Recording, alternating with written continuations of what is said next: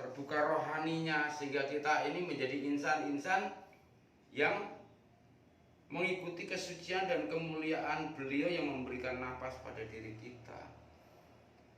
Kalau Pak Alek mempertanyakan bagaimana implementasi daripada beragam ajaran, beragam dogmatika, beragam pawisik, aneka wahyu, bermacam-macam dawuh, ini sebetulnya saling melengkapi.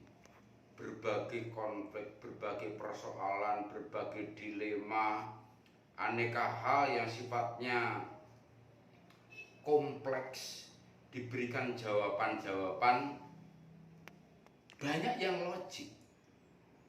Nah, hal-hal yang illogical itu melengkapi yang logik. Demikian sebaliknya, hal-hal yang sifatnya impossible itu melengkapi yang possible. Apapun yang kita dapatkan ini bisa diuraikan, bisa dijabarkan. Mengapa turun kidung, mengapa turun huruf-huruf yang dilafalkan aja indah dan halus. Jadi kalau semua aja disampaikan penuh dengan welas asih, penuh kasih, penuh cinta, lalu bagaimana kita menyampaikan pada yang belum tahu ini dengan kasar?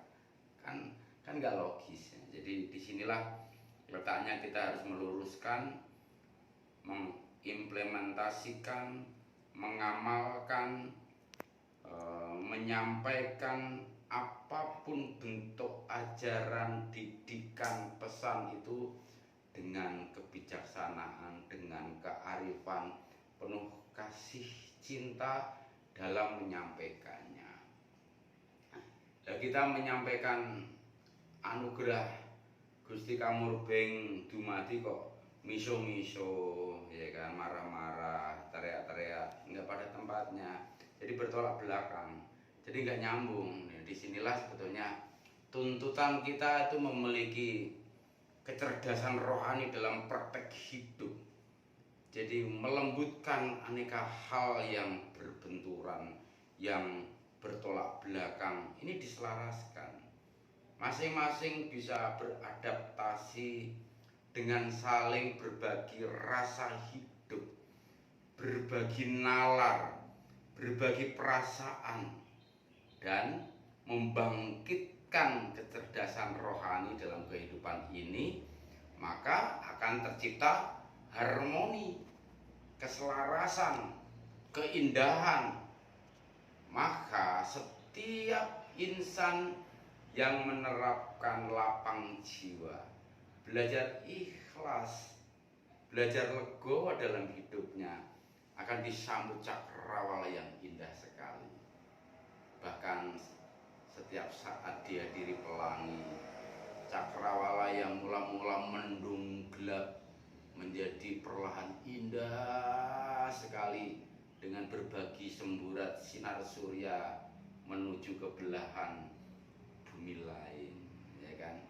Karena kita kan paham matahari sebagai pusat tata surya, berada dalam porosnya, diputari oleh berbagai macam planet termasuk bumi ini, sehingga ketika kita berada di bumi ini seolah-olah kita ini diputari matahari sekaligus memutari matahari. Jadi kita ini real of life-nya kita ini dikelilingi matahari, karena terbit dari timur, terbenam di ufuk barat. Tapi kenyataan dalam tata surya bahwa matahari ini diputari beragam planet, ya kan? Nah, kalau kita ini berada di Finlandia misalnya, saat-saat di bulan Agustus dari Juni sampai September misalnya, kita tuh bisa melihat matahari itu 24 jam. Nah, di sini kan bisa menjawab keindahan dan keajaiban Gusti Kamurbeng dumadi ini. Alangkah dahsyatnya, betapa ajaibnya. Orang-orang kutub itu pasti kulitnya berbeda dengan orang-orang di alam tropis. Karena kita itu punya 3 ras di muka bumi ini, ada Kaukasoid, ada Negroid, dan ada Mongoloid, ya kan? Nah, kita ini termasuk Mongoloid. Kemudian berpadu antara yang Kaukasoid dengan Negroid, Negroid dengan Mongoloid. Akhirnya beragam suku bangsa ini hadir. Mereka tumbuh berkembang sesuai di mana kapan hidup, dengan rambut yang berbeda, kulit berbeda, bicara berbeda, tapi hakikatnya kan serupa, sama, punya mata, punya hidung, punya mulut, punya telinga, ya kan? Jadi semua sebetulnya satu, Pak Alek, menyatu, nyawiji. Maka kembali Mbah Kong selalu serukan dalam setiap renungan itu, bahwa kita itu tidak boleh melupakan doa leluhur kita, jagat gede, jagat cilik, nyawiji mring sariraning sun, agar kita itu ingat selalu satu. Maka kalau kita itu menanamkan rasa satu ini dalam pikiran, dalam perasaan, dalam rohani kita, indahnya hidup.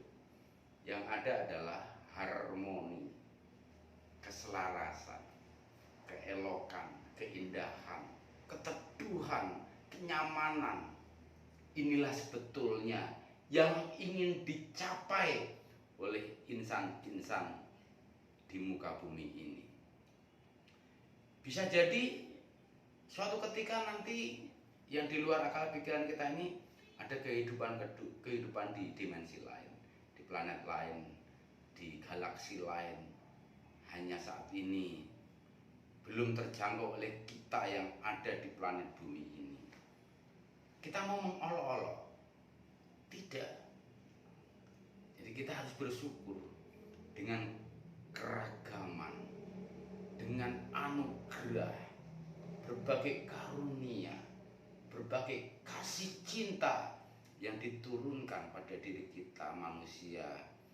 Dan kita ini diberi hidup dengan napas yang dititipkan ini.